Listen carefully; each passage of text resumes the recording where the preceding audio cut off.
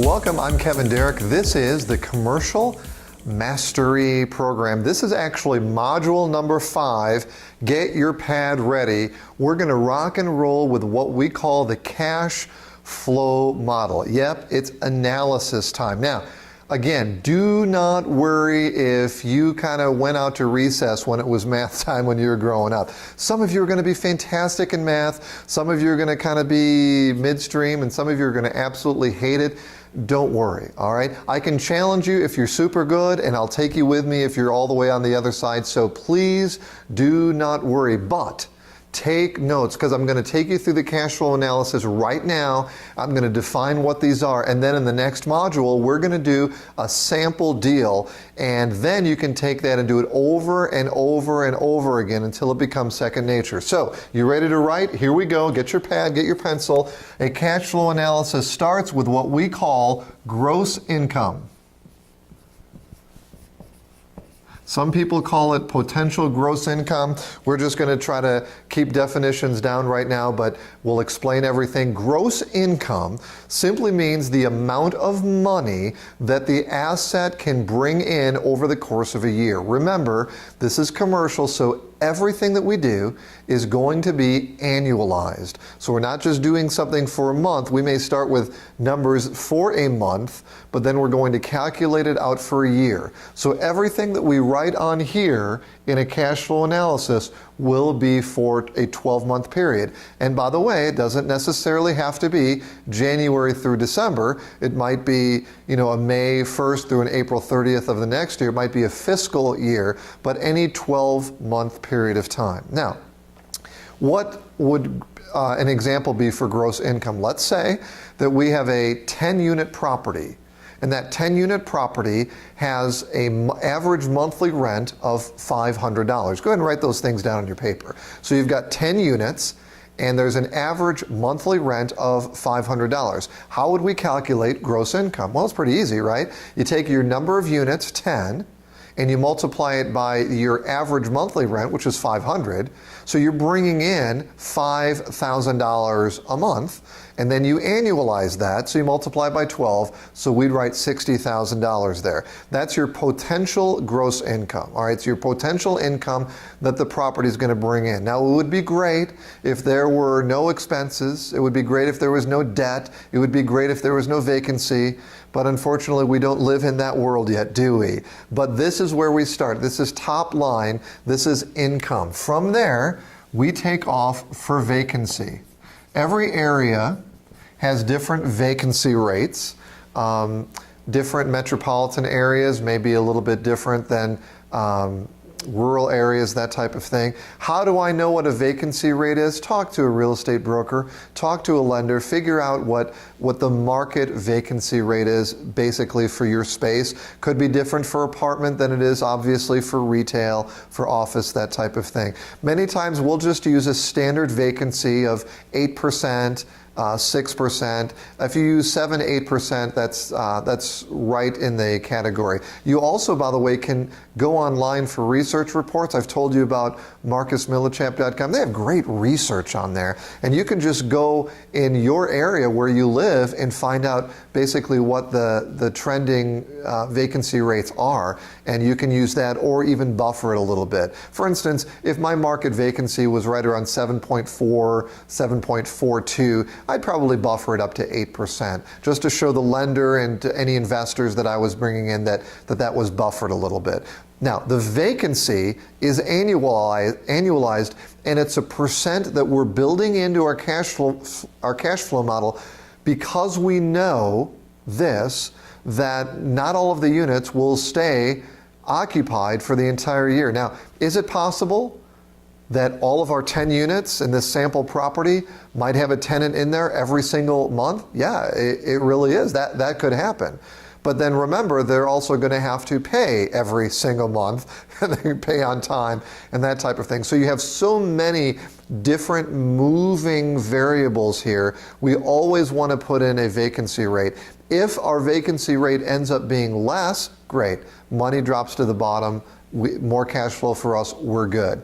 But if it does trend up toward that vacancy rate, we've made an allowance for that, and we've been smart investors. Now, there's another category here called other income.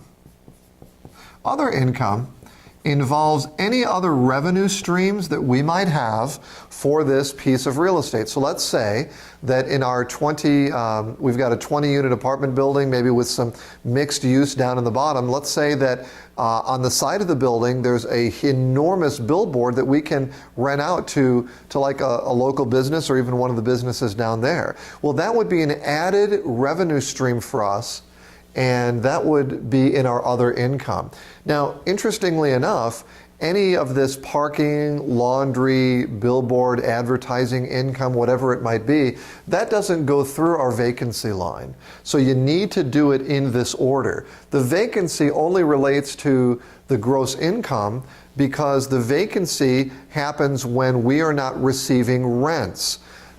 If I have 5 people in a 20-unit apartment building, but I have a billboard outside, I'm getting that billboard amount, aren't I? There's no vacancy with that.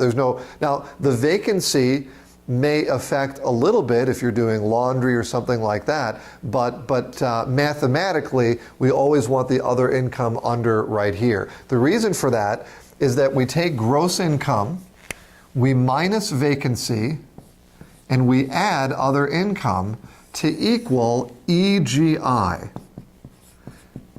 EGI stands for effective gross income. This is effectively the amount, it's not net, it's gross, the amount of gross income that we have after these variables that we've accounted for. Are people going to be, are some of the units going to be unoccupied during the year? Some of the people are going to be moving out, that type of thing. And do I have sources for other income? Now, on some properties, you won't have any other income. On larger properties, you may have a lot. There'll be loss due to lease, that type of thing, and we can get into that. But these are the basic components to a cash flow analysis. You'll always have vacancy. Even if I've got a office building with 3 units, you're going to have vacancy. Okay, the vacancy has to be built in there. So you may not have other income, but you will have vacancy. So this is all the income line. If you think about your home budget, you've got money coming in, that's like W-2 income or investment income, dividend, interest income, that type of thing. So you've got money coming into your house, and then you simply have money that's going out, and this is exactly the same, okay? We've got an income stream here in our cash flow analysis, and then we're going to have money that's going out. So let's talk about that. That is our expenses. All right, so jot this down. We have operating expenses. There is also something called an operating expense ratio. Let me first explain what operating expenses are, and then I'll tell you about the ratio. Operating expenses include, make sure you have this now, very critical, they include taxes and insurance, completely different than residential. In residential, for our primary home, you may have, if you have debt on it, PITI. You know what that stands for, right? Principal, interest, taxes, and insurance. Commercial, those are split. Principal and interest is what we call debt service. It's an amortized note with a lender, some sort of a lender, and there is annual debt service, ADS, that comes to play a little bit later on in the cash flow analysis. The taxes and the insurance are a part of the expenses. Okay? Why? Because they're basically tied to the property. Okay? The taxes and the insurance are not necessarily that variable. I say, well, wait a minute, I can go out and get an insurance quote. Yeah, but you know what? It's tied to the property. Okay? If you're worth $4 billion and I'm worth $10 billion, it's not like I'm going to get a better insurance rate. Okay? It's tied to the property. Taxes are the same way. All right? The principal and the interest, those are variable based on how I put the deal together. Does that make sense? Yeah. So taxes and insurance. What else would it be? Well, any type of utility, you have maintenance. And if you remember from the last module, I talked to you about profit and loss statements, P&Ls, or an APOD. A lot of people don't use that term, but just like a sheet that tells you the operating data, annual property operating data. You'll see all of the expenses on there. I mean, you may have snow removal, probably won't if you're in Southern California, but if you're where I live, you'll have snow removal, trash removal, that type of thing. Obviously, you're going to have capital improvements. We would call that CapEx, capital expenditures. So you have a bunch of expenses on there. Depending on the building, the age of building, the classification, you may have more or less under the expense line. All right. What we want to know as an investor in this cash flow model is what are the real operating expenses, not the pro forma expenses. Okay. We want to know what is this property really doing? How is this property performing? Then, once we know all of these items, there is a ratio, and that's a percentage between your operating expenses and your EGI. All right, and what we do is we divide that to see what the percentage is of the effective gross income to operating expenses. For instance, let's say that my EGI was $100,000, and let's say that my operating expenses were $50,000. Well, my operating expense ratio would be 50%. My expenses were $40,000, be 40%. Now this is critical because sometimes we don't have initially all of the historicals. We don't have all of the data. And so sometimes we're just working on a premise that the operating expenses should be a certain amount. Let me give you that premise. Well-run properties are typically in the mid to high 30s for operating expenses. So they may be 35 to 40%, somewhere in there.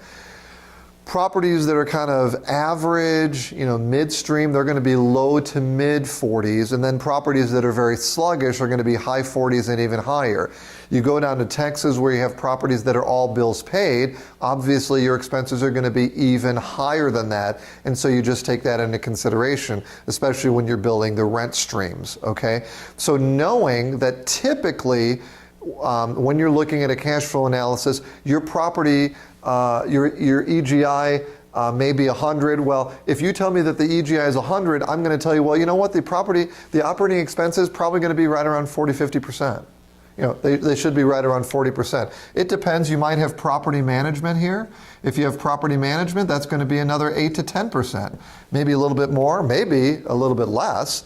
But right around there. So if you use 40 to 50%, then that's going to work. Now, when you take your income minus expenses, then you get the most important critical piece in the whole cash flow analysis. So I'm going to draw a big rectangle here.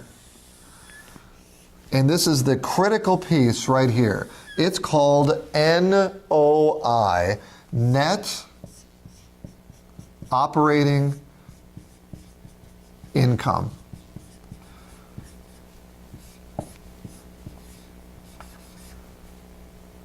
Net operating income. When I see a property I'm interested in, call the broker. Hey, I'm Kevin with Turtle Investments, and just saw the property look like some characteristics that typically we're looking for as a team. How's the property performing right now? And one of the questions I might ask them is, hey, what's the current NOI? What's the NOI right now? Well, the reason that I want to know that is because that's a critical piece of data. Why? Because it tells me so many different things. It's how I calculate valuation. It's how I calculate debt service and my debt service coverage ratio, which we'll get into. So my net operating income tells me this. This is how much money this property is giving me to be able to service the debt and put money in my pocket. So let's do the numbers with this sample property. We did all this and we said that our EGI was $100,000, right?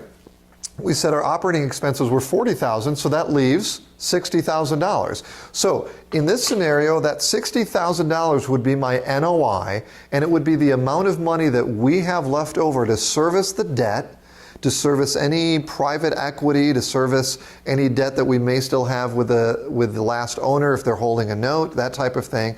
And then whatever left over is the cash flow. Now, what we're going to do is have you study this, okay? Get this cash flow down so that you know it like the back of your hand, all right, so that you can just go through step by step and you know without looking, you know, okay, if I've got gross income, I subtract vacancy, I add another income, now I've got my EGI, I take out my expenses, now I've got my NOI. In the next module, we're going to have a sample property and I'm going to take you all the way through it. Folks, this is commercial real estate. This is the critical way that you can be superior to the majority of investors out there because you know how to evaluate and value commercial property. Check out the website now. I can be in your town. I can be there soon if you want to be able to have a one-on-one coaching and mentoring experience. We'll build a little empire for you in commercial real estate. Check it out. Let me know if you're interested. Right now, go ahead, work on the cash flow analysis, then check out the next module on property analysis. We'll see you next time.